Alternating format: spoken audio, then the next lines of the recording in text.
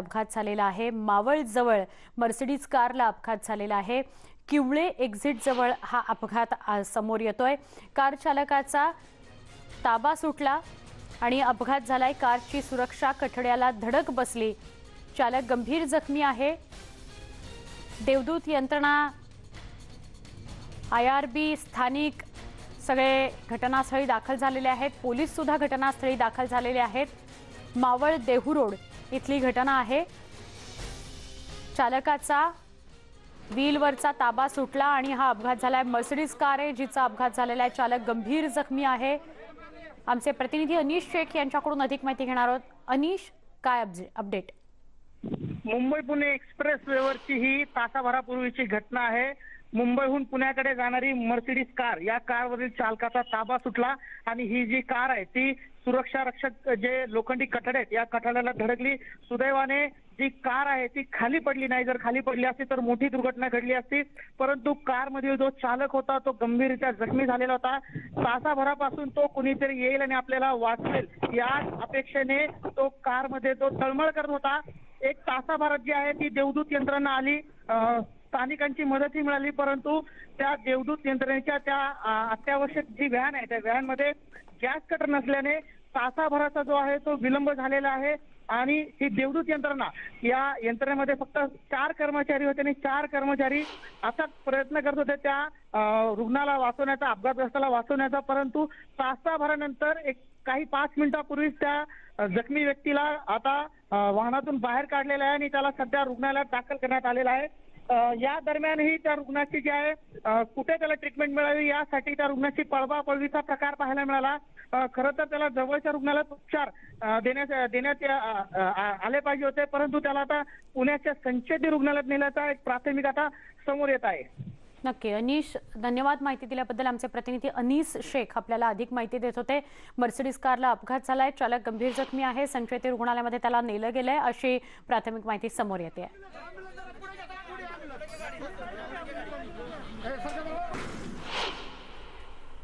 सगळ्यात महत्त्वाची बातमी आहे, कॅबिनेटची बैठक सुरू झालेली आहे। पदोन्नती असेल, मराठा आरक्षण असेल, याच्यावर या बैठकीमध्ये चर्चा होईल। त्यामुळे या कॅबिनेटच्या बैठकीकडे सगळ्यांचं लक्ष लागलेलं आहे।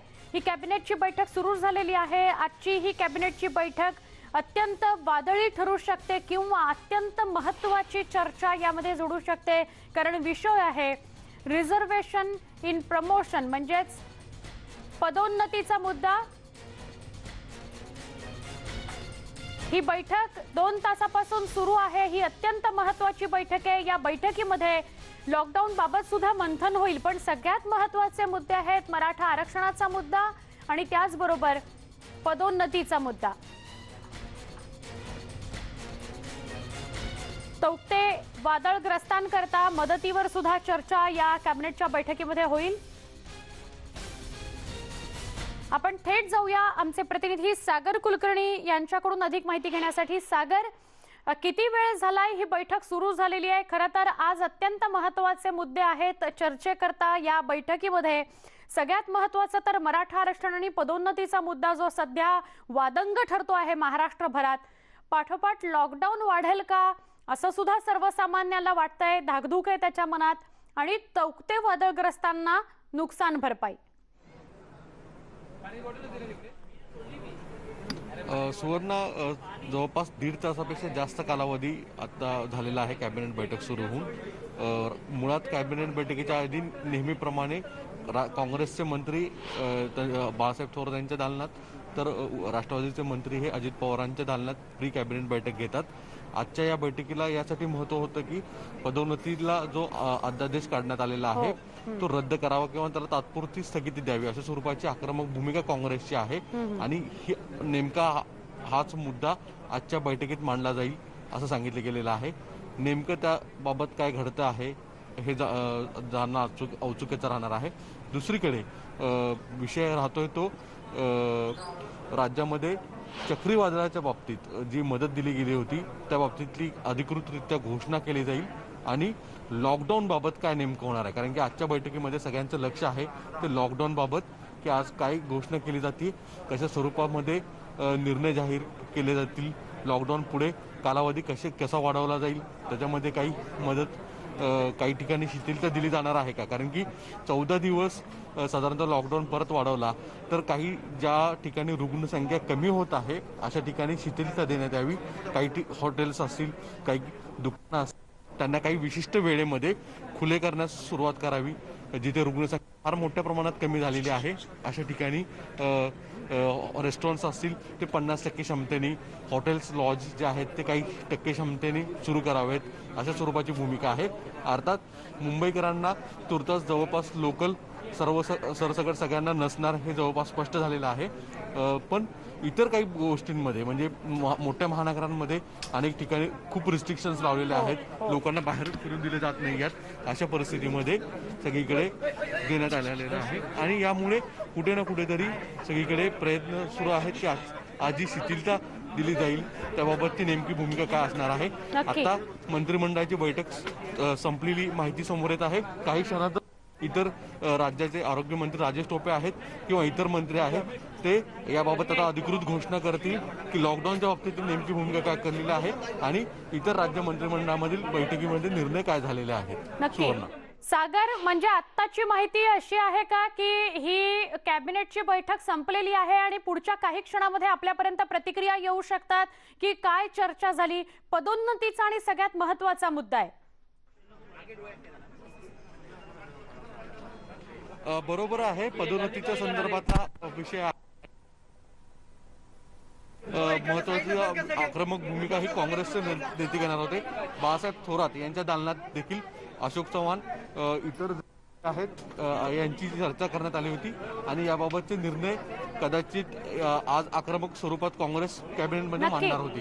याच्यानंतर आता विषय ठरत होता की काही न्यायालयीन प्रक्रियेमधल्या ह्या गोष्टी आहेत त्यामुळे लगेच इमिजिएट याबाबतची तात्काळ राज्य सरकार निर्णय घेईल का हे तात्पुरती स्थगिती देऊन जोपर्यंत हा विषय. सागर, आपल्या मागे हालचाली बघायला मिळत आहेत, प्रतिक्रिया आपल्याला काही मिळू शकतात का? कोणी मंत्री नेते बाहेर आलेत का?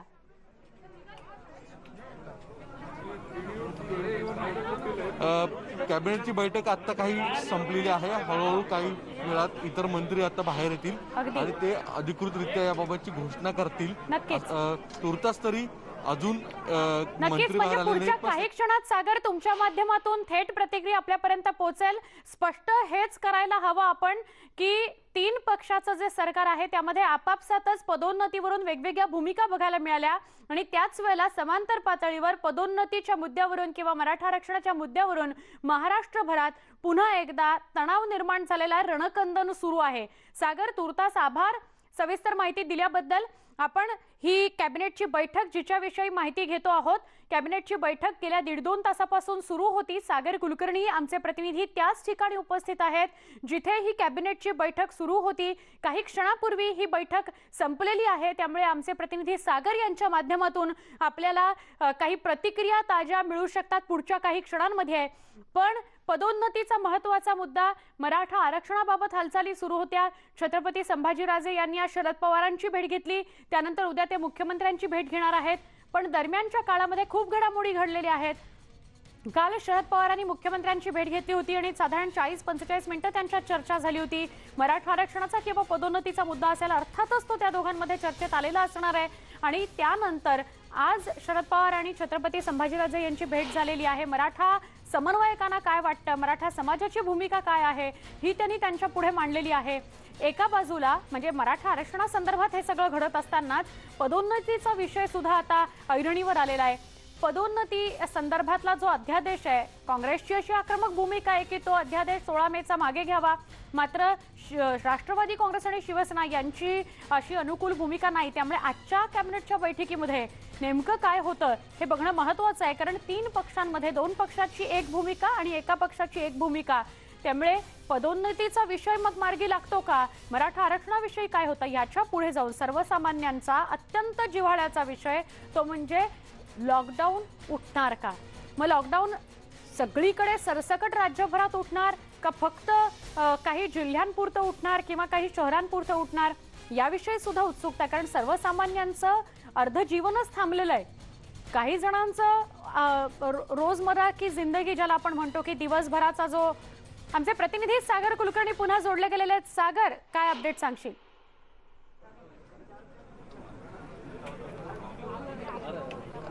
बैठकीमध्ये लॉकडाऊन वाढवावा अशा स्वरूपाची काही माहिती समोर येत आहे।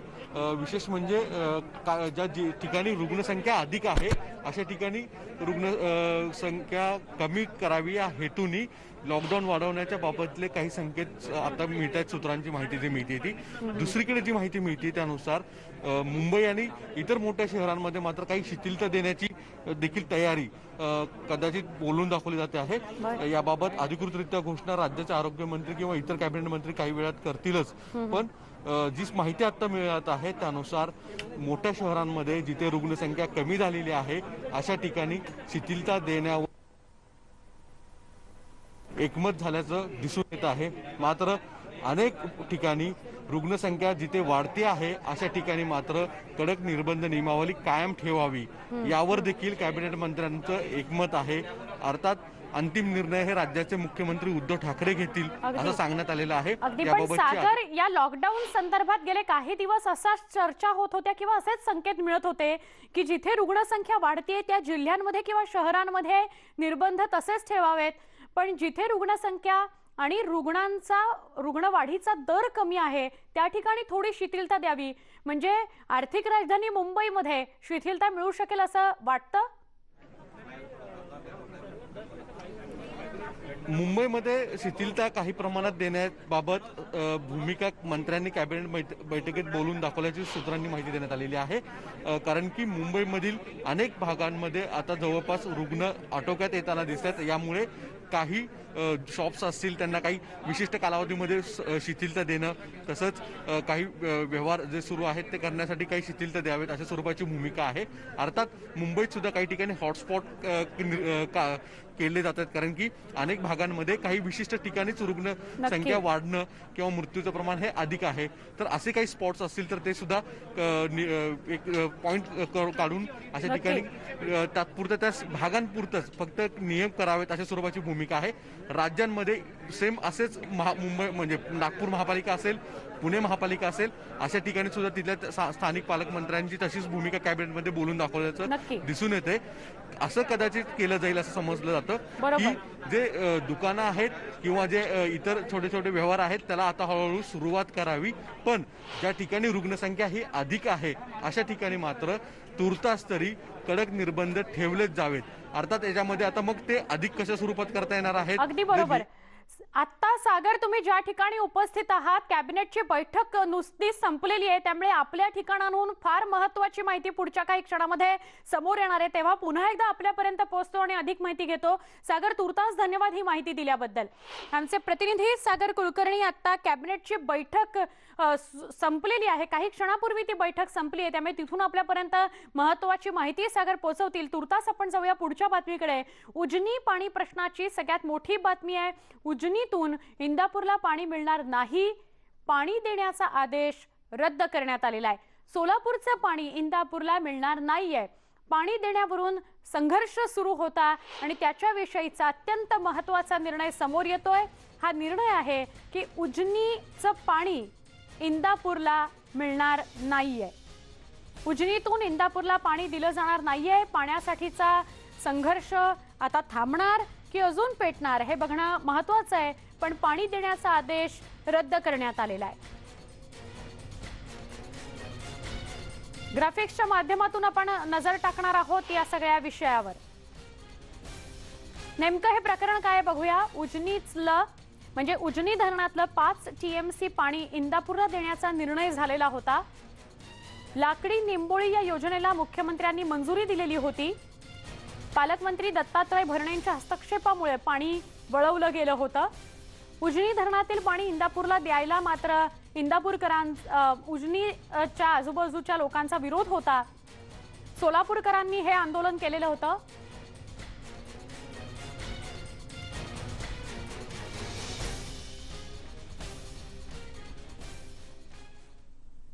थेट जाऊया, कॅबिनेटची बैठक संपलेली आहे, एकनाथ शिंदे बोलतायत। कोरोनाचा सविस्तर आढावा घेण्यात आला। संबंधित विभागाने संपूर्ण राज्याची माहिती दिली। त्यामध्ये काही जिल्ह्यांमध्ये प्रमाण कमी झालेलं दिसत असलं तरी सुद्धा काही जिल्ह्यांमध्ये, ग्रामीण जिल्ह्यांमध्ये प्रमाण वाढताना देखील आकडेवारी समोर आलेली आहे। आणि यामध्ये निश्चितपणे आपण अद्यापही म्हणजे संपूर्ण राज्यामध्ये आकडेवारी कमी झाली असं म्हणता येणार नाही त्या आकडेवारीवरून, आणि त्यामुळे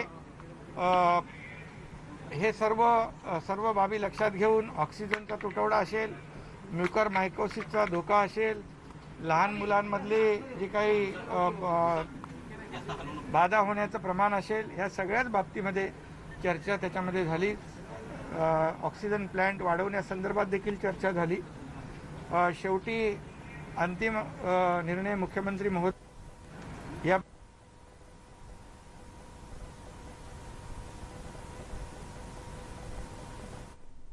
एकनाथ शिंदे बोलता आहेत.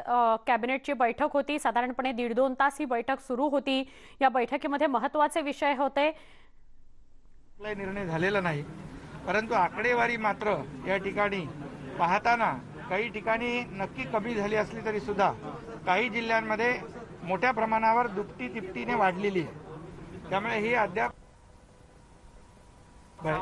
त्यामुळे अंतिम निर्णय जो काय आहे मुख्यमंत्री महोदय घेतील. या बाबतीमध्ये टास्क फोर्स मुख्यमंत्री महोदय निर्णय. चक्रीवादळाच्या संदर्भात देखील चर्चा झाली.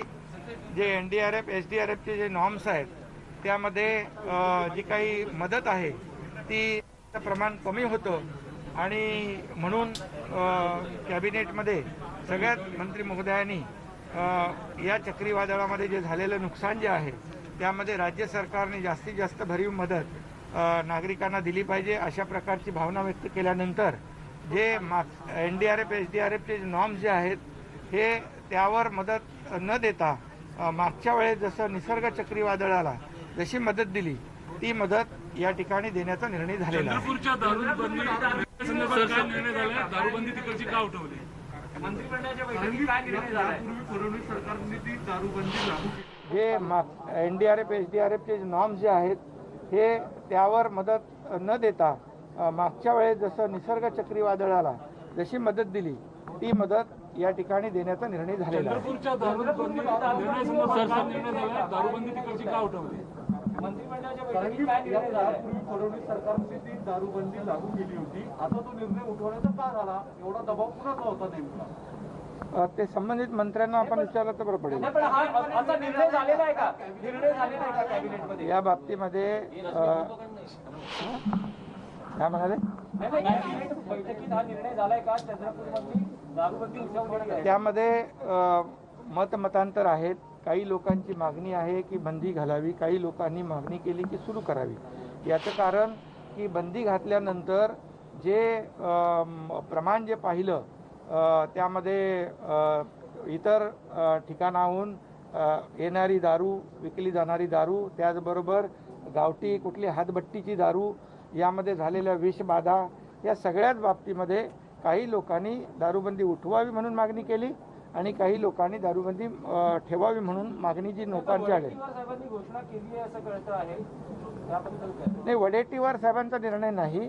यामध्ये सगळ्याच बाबी तपासल्यानंतर त्या ठिकाणी चंद्रपूरची दारूबंदी जी आहे त्याचा निर्णय आजच्या कॅबिनेटमध्ये झालेला आहे. पदोन्नती आरक्षणासंदर्भात काही चर्चा? पदोन्नतीच्या आरक्षणासंदर्भात चर्चा सभागृहामध्ये थोडी झाली, परंतु मग ती समन्वय समितीच्या बैठकीमध्ये ती चर्चा करण्याचा निर्णय झालेला है.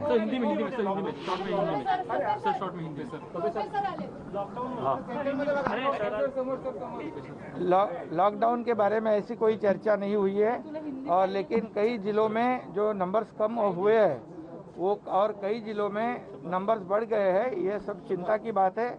अभी हम लोग राज्य में सुरक्षित पूरी तरह नहीं है, इसलिए मुख्यमंत्री महोदय और टास्क फोर्स से बात कर निर्णय लेंगे. यही उचित निर्णय मुख्यमंत्री महोदय जी लेंगे, क्योंकि अभी जो है नंबर आरोप पण एकूण आत्ताच्या परिस्थितीमध्ये गुजरातमध्ये तोक्ते चक्रीवादळ आल्याबरोबर 1000 कोटी रुपये कुठलेही पंचनामे नाही, मागणी नाही, जाऊन डिक्लेअर केलेत, पैसे दिलेत. आम्हाला 1 रुपया फुटी कवडीसुद्धा आतापर्यंत दिली नाही आणि पंतप्रधान महोदय आले नाही. पण तिकडे मात्र ओरिसामध्ये गेलेत किंवा बंगालमध्ये जातील. पंतप्रधानांनी देशामध्ये सर्व भागामध्ये जावं. आमची विनंती राहणार आहे की आपण कोकणामध्येही येऊन सगळी पाहणी करावी आणि तातडीनं महाराष्ट्राला मदत द्यावी. आज आम्ही पॅकेज घोषित केलं आहे 252 कोटी रुपयाचं. NDRFच्या निकषाप्रमाणे 72 कोटी रुपये एकूण नुकसानीचा आकडा आलेला होता. पण राज्य सरकारने स्वतःच्या तिजोरीतून 180 कोटी रुपये अधिकचे घालून त्यामध्ये आज निर्णय घेतला आणि कॅबिनेटने त्याला आज मंजुरी दिली आणि लवकरच हे वाटप सुरू होणार आहे. परंतु पंतप्रधान महोदयांनी सुद्धा वेळात वेळ काढून आणि आमच्या राज्यातील विरोधी पक्षांनी सुद्धा थोडासा वेळ काढून पंतप्रधान महोदयांना विनंती करावी आणि इकडेही बघावं, महाराष्ट्राकडे थोडासा लक्ष द्यावा अशी अपेक्षा आमची असणार आहे. लॉकडाऊन ज्या जिल्ह्यांमध्ये खास करून म्हणजे जिथे पॉझिटिव्हिटी रेट जास्त आहे तिथे साहजिक आहे की रुग्ण दरवाढ सुद्धा जास्त आहे आणि त्यामुळे बेड्स उपलब्धता हा सुद्धा एक प्रश्न त्या निमित्ताने असतो. आणि म्हणून लॉकडाऊनच्या बाबतीत नेहमीच एक जनरल निकष असा असतो की बेड उपलब्धता आणि पॉझिटिव्हिटी रेट हा फार महत्त्वाचा निकष मानला जातो. आणि त्यामुळे एक नक्की आहे की सरसकट लॉकडाऊन उठवणार हा विषय अजिबात नाही. लॉकडाऊन जो आज आहे तो कंटिन्यू राहून त्याच्यामध्ये शिथिलता देण्यात येणार आहे. मग ती शिथिलता काही तास वाढवण्याची आहे का, दुकानांमध्ये अधिक जास्त दुकानं उघडण्याची आहे का, या सगळ्या ज्या काही बारकावे आहेत ते आज काही कॅबिनेटमध्ये सविस्तर चर्चा होऊ शकत नाही. पण एक नक्की आहे की व्हेरियंट हा जो काही व्हायरस आहे हा नवीन प्रकारचा सुद्धा आहे, हा व्हेरियंट आहे आणि त्या दृष्टिकोनातून तो मुद्दा लक्षात घेऊन किंवा आता जो काही साधारणपणे ॲव्हरेजपेक्षा जे जास्त जिल्हे आहेत तो मुद्दा लक्षात घेऊन लॉकडाऊन पूर्णपणे उठवणं हा विषय होणार नाही आहे. एवढाच विषय चर्चा झाली की लॉकडाऊन आहे तो वाढवायचा आहे तर निश्चित प्रकारे द्यायची आहे. तर ती शिथिलतेची जी बारकावे आहेत ते बारकावे ह्या 2 दिवसामध्ये निश्चित करण्यात येतील टास्क फोर्सची चर्चा करून. आणि माननीय मुख्यमंत्री महोदय या टास्क फोर्सशी आम्ही सगळ्यांनीच चर्चा करून त्याबाबतचे योग्य तो जे मी जे सांगितलं की डिटेलिंग रिलीज जे काही करायचं असेल किंवा रेस्ट्रिक्शन्स कमी जे करायचे असतील त्याच्या बाबतीतली जी डिटेलिंग आहे ती टास्क फोर्स माननीय मुख्यमंत्री आणि स्वास्थ्य विभागाची चर्चा करून ठरवलं जाईल. ग्लोबल टेंडर जे आपण काढलं लसीकरणाबाबत आपल्याकडे रिस्पॉन्स आलाय का? ग्लोबल टेंडरच्या बाबतीत निश्चित प्रकारे फायझर असेल, त्याचबरोबर जॉन्सन अँड जॉन्सन असेल, त्याचबरोबर आपली जी स्पुटनिक आहे आणि स्पुटनिकच्या नंतर सगळ्यात महत्त्वाचं म्हणजे ॲस्ट्राझेनेका आहे. या कंपनीजने त्यांच्या मार्केटिंग एजन्सीजच्या माध्यमातून निश्चित प्रकारे टेंडर भरलेले आहेत. एक नक्की आहे की काही कंपनीजने रेट भरले नाहीत, काही कंपनीजने त्यामध्ये किती म्हणजे शेड्यूल कसा असेल या बाबी स्पष्ट केलेल्या नाहीत. आणि त्यामुळे या सगळ्या क्वेरीज ज्या आहेत, हे सगळे प्रश्न जे आहेत ते पुन्हा त्यांना विचारण्यात येत आहेत. एक नक्की आहे की आता फायझर कंपनी यांनी स्पष्ट सांगितलंय काही राज्यांना, जसं पंजाब आणि त्यांना पत्र देऊन सांगितलं की आम्ही राज्यांना लस देणार नाही, आम्ही लस केंद्राला देऊ. आणि मग अशा स्वरूपाने काही गोष्टी असल्यामुळे आमचं पुन्हा केंद्र सरकारला एकच विनंती आहे की इम्पोर्ट असलेला करावयाचा जो काही लसचा विषय आहे, ज्यामध्ये आज केंद्र सरकारने फक्त कोविशिल्ड, कोवॅक्सिन आणि स्पुटनिक या 3च लसींना परवानगी देण्यात आलेली आहे. त्यामुळे यानंतर आता फायझरला देतील का, मॉडर्नाला देतील का, जॉन्सन अँड जॉन्सनला देतील का, हा आणखीन केंद्र सरकारच्या अखत्यारीतलाच प्रश्न आहे. आणि त्यामुळे या सगळ्या संदर्भाने मला वाटतं की एक प्रॉपर नॅशनल पॉलिसी वॅक्सिन इम्पोर्टच्या संदर्भात करायला हवी, ही मागणी आणि ही विनंती मी निश्चित प्रकारे स्वास्थ्य मंत्री डॉक्टर हर्षवर्धनजी यांना करू इच्छितो. सर पण ग्रामीण हे भागात 3 home लोकांनी जे isolation भरले बंद त्यांना आहे. किती दिवस वेळ दिलेला आहे आणि आपण खरंच प्रिक्युअर करणार आहोत की त्यांना अजून वेळ देणार आहोत? नाही, आपल्याला एक नक्कीच आहे की हे बघा, यामध्ये काय झालंय की $10 पासून तर $18 पर्यंत स्पुटनिकचे रेट आहेत. त्यानंतर फायझर आणि ह्या कंपनीचे रेट $25 पासून तर ॲस्ट्राझेनिका वगैरे $23 पर्यंत आहे. म्हणजे हे साधारणपणे रुपयांमध्ये जर बघितलं तर 750 रुपयापासून 1800 रुपयापर्यंतचे वेगवेगळे दर आहेत. आता या सगळ्या संदर्भाने एकच आहे की आणि शेवटी काही लोकांनी त्याचा शेड्यूल दिलेलाच नाही की आम्ही कधी देणार, कोणत्या महिन्यात किती देणार, ह्या सगळ्या बाबी अतिशय त्या बाबतीतली अनिश्चितता आहे त्यांच्या ह्या सगळ्या पत्राच्या अनुषंगाने. आणि त्यामुळे या सगळ्या गोष्टी त्यांना स्पष्टीकरणात्मक विचारण्यात आलेल्या आहेत. आणि केंद्र सुद्धा यामध्ये हस्तक्षेप करावं आणि केंद्राने सुद्धा या बाबतीत योग्य तो निर्णय सांगावा अशा पद्धतीची केंद्राला सुद्धा विनंती करा. आज लसीकरणाचा एकच कार्यक्रम महत्वाचा चालू आहे, तो म्हणजे 45 वर्षाच्या वरील लोकांसाठी. लसीकरणाच्या कार्यक्रमाच्या बाबतीत एक स्पष्ट धोरण आज घेण्यात आलेलं आहे की ज्यांना सेकंड डोसला जे ड्यू आहेत ती सेकंड डोस तातडीनं त्या जिल्ह्यांना उपलब्ध करून द्यायचा. कारण जे ड्यू आहेत त्यांना कुठल्याही परिस्थितीत ती लस टाळायची नाही. आणि नंबर 2 निर्णय असा घेतला की जे खूप जास्त स्टेट ॲव्हरेज जे काही वॅक्सिनेशनचं झालेलं आहे, साधारणपणे एक 25, 26, 27% ह्या एज ग्रुपमध्ये, तर ज्यांचं खूप पुढं गेलेले आहेत, काही 50%, 60% काही जिल्हे गेलेले आहेत आणि काही अजून 2-5% दरम्यान सुद्धा आहेत. त्यामुळं ज्या जिल्ह्यांना कमी पडलेलं आहे हे वॅक्सिन, त्या जिल्ह्यांना अधिक जास्तीचं देऊन त्यांना स्टेट ॲव्हरेज इतकं आणायला पाहिजे अशा पद्धतीचा सुद्धा निर्णय वॅक्सिनच्या डिस्ट्रीब्युशनच्या संदर्भात निश्चित प्रकारे झालेला आहे. सर ग्रामीण भागात होम आयसोलेशन बंद करण्यात आलेलं आहे, मात्र कोविड सेंटरची त्या ठिकाणी उभारणी करण्यात आलेलं नसल्यानं रुग्णांचे मोठे हाल होत आहेत. ग्रामीण भागात खरं तर जास्त अडचण होताना दिसते, कारण की आपण ग्रामीण भागामध्ये एक मी तुम्हाला जबाबदारीने सांगतो, एक तर आजची संख्या काय 3,15,000, आपण 7 लाखावर होतो. आता 3,15,000 आज ॲक्टिव्ह केसेस आहेत. त्याच्यामधले 40-50% होम आयसोलेशनमध्ये 60% असू शकतात.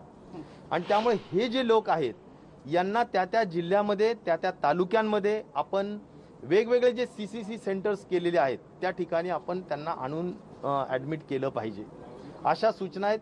आणि त्या सूचनेचा निश्चित प्रकारे चांगला परिणाम जाणवेल असा आम्हाला पूर्ण विश्वास आहे. आणि त्यामुळे ग्रामीण भागात छोटं घर असतं, या घरामध्ये जो पॉझिटिव्ह व्यक्ती असतो तो खऱ्या अर्थाने आयसोलेट होत नाही, तो खऱ्या अर्थाने अलगीकरण किंवा विलगीकरणामध्ये राहू शकत नाही. आणि म्हणून त्याला एक तर तालुक्याच्या स्तरावर CCC असणाऱ्या तिथे आणावं किंवा त्यांना गावामध्ये जर एखादी शाळा असेल, एखादं मंगल कार्यालय असेल तर त्या गावामध्ये त्या मंगल कार्यालयामध्ये त्यांना त्या ठिकाणी ठेवलं पाहिजे. आणि त्यांची पूर्ण मेडिसिनची, दररोजच्या चेकअपची, त्यांना वॉक टेस्टची आणि त्यांना सगळ्या सुविधा, गरम पाणी असेल, जेवणाचं असेल, सगळ्या गोष्टी पुरवल्या पाहिजेतच.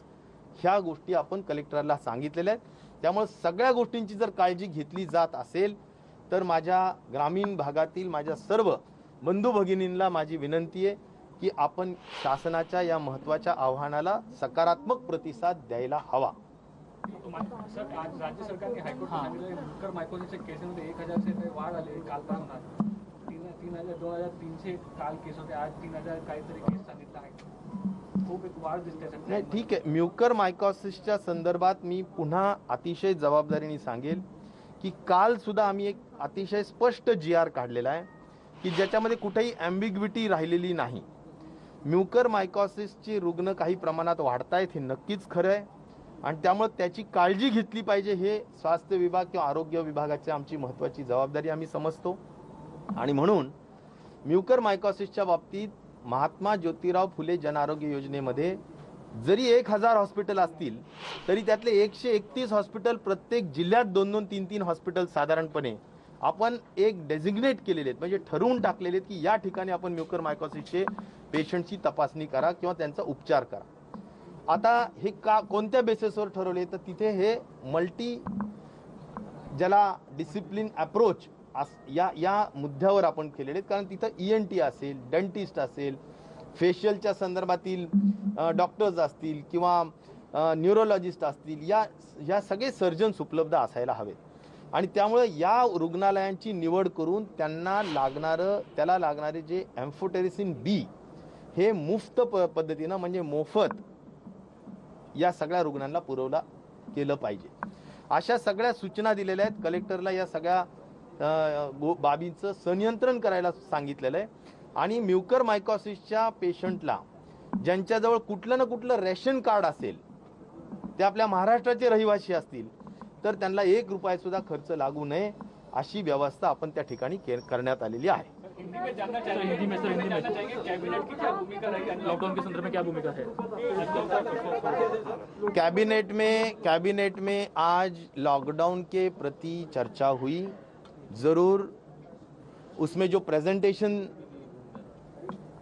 जो दिखाया गया उसमें बहुत स्पष्टता थी कि करीबन 21 जिले स्टेट एवरेज जो 10% पॉजिटिविटी रेट है उससे ज़्यादा है और इसीलिए माननीय मुख्यमंत्री जी और सभी लोगों के विचारों से यही तय हुआ है कि लॉकडाउन उठाना मुनासिब नहीं, लॉकडाउन उठाना पूरी तरह से लॉकडाउन उठाना ठीक नहीं.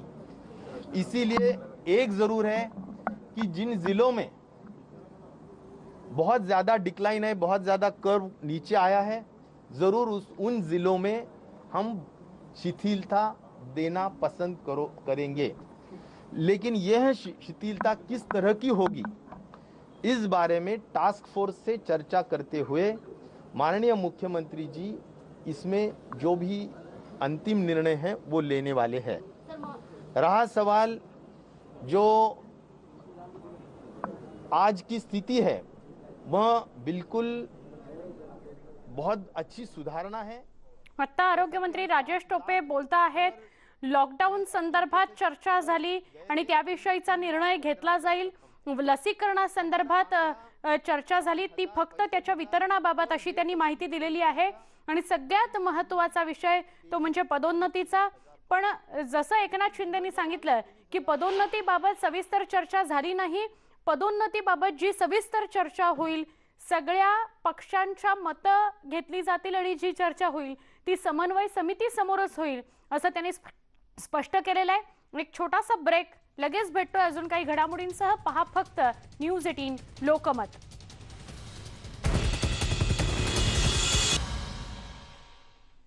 महाराष्ट्राची खबरबात या बुलेटिनमध्ये इतरही काही महत्त्वाच्या घडामोडी बघणार आहोत. मराठा आरक्षणाच्या प्रश्नाकरता आज खासदार संभाजीराजे यांनी सकाळी शरद पवार यांची भेट घेतली, तर दुपारी मनसे नेते राज ठाकरेंची त्यांनी भेट घेतली. मराठा आरक्षणाकरता सर्व पक्षीयांनी एकत्र यावं असं आवाहन त्यांनी या नेत्यांना केलं.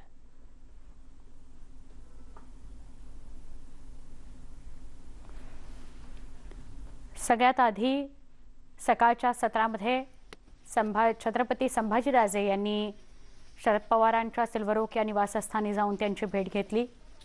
मराठा आरक्षणासंदर्भातलीच ही भेट होती आणि त्याच्या पाठोपाठ राज ठाकरेंचीही संभाजीराजेंनी भेट घेतली.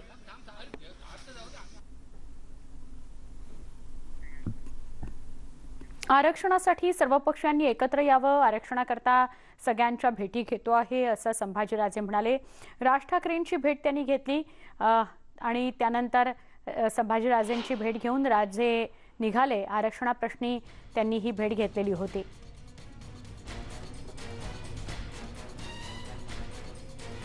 ही काही छायाचित्र आपल्यापर्यंत पोहोचलीत. संभाजीराजे आणि राज ठाकरे एकमेकांशी बोलतानाचे ही छायाचित्र आहेत. आणि जेव्हा राज ठाकरेंच्या घरी संभाजीराजे पोचले तेव्हाचे अष्टकुंजाच्या बाहेरचे दृश्यही आपल्याला बघायला मिळते.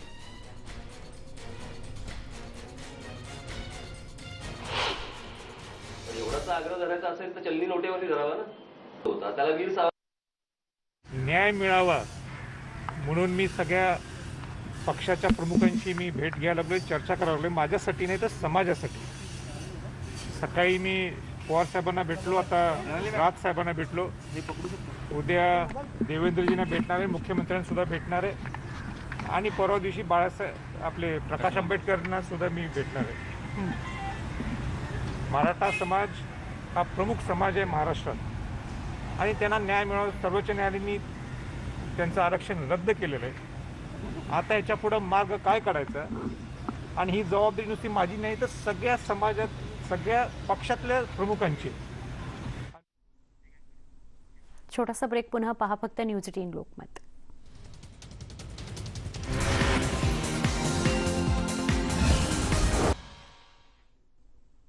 बुलेटिनमध्ये स्वागत. रिलायन्स उद्योग समूहाकडून मोठी घोषणा करण्यात आली आहे. देशातील सगळ्यात मोठी लसीकरण मोहीम राबवणार असल्याची घोषणा आहे. 13 लाख जणांचं लसीकरण करण्याचं उद्दिष्ट रिलायन्स उद्योग समूहानं ठेवलं आहे. मोफत लसीकरण राबवण्याची घोषणा केली गेली आहे. कर्मचाऱ्यांसह कुटुंबियांनाही लस दिली जाणार आहे. कर्मचारी, पालक, पती पत्नी, आजी आजोबा, सासू सासरे, मुलं आणि भावंडांनाही लस मिळणार आहे. 880 शहरांमध्ये ही मोहीम राबवली जाते.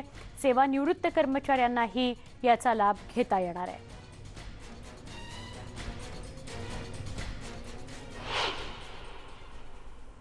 या बातमीसह बुलेटिनमध्ये इथेच थांबतोय. ताज्या बातम्यांसाठी काही क्षणात पुन्हा भेटणार आहोत. पहा फक्त न्यूज 18 लोकमत.